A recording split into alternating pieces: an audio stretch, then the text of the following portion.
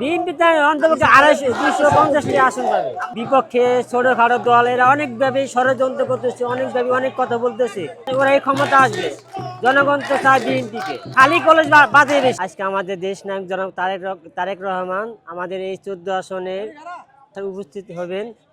আর আমরা এই আনন্দিতে আজকে আমরা সকলে উপস্থিত হয়েছি। আর আগামী জাতীয় সংসদ নির্বাচনে আমরা আগামী 12 তারিখে সকলে ধানের শীষে ভোট দিয়ে জয়যুক্ত করব। আমাদের দেশ নায়ক জনাব তারেক রহমান হাতকে শক্তিশালী করব। এই বক্তব্য আমাদের সকলে ঐক্যবদ্ধ থাকতে পারি। আর সকলে এটা আমাদের সকলের চাওয়া। তারেক রহমানের চাওয়া যে আমাদের দেশের মাঝে আছে।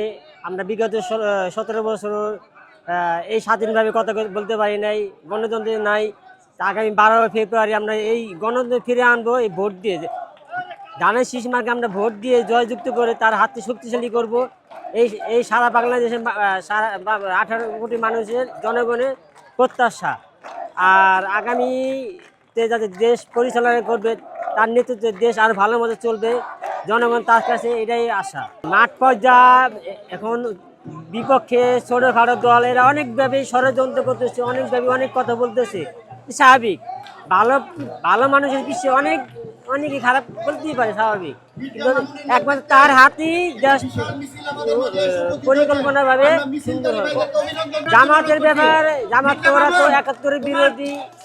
ওরা তো চায় যে বিএনপি যাতে ক্ষমতা না পাক, জনপ্রিয়তা নষ্ট করে। এই কারণে বিএনপির নামে অনেকই ষড়যন্ত্র, অনেকভাবে কথা বলতেছে। তাই ওরা এই ক্ষমতা আসবে, জনগণ তো চায় বিএনপিকে। বলতে পারে খালি কলেজ বাজে বেশি।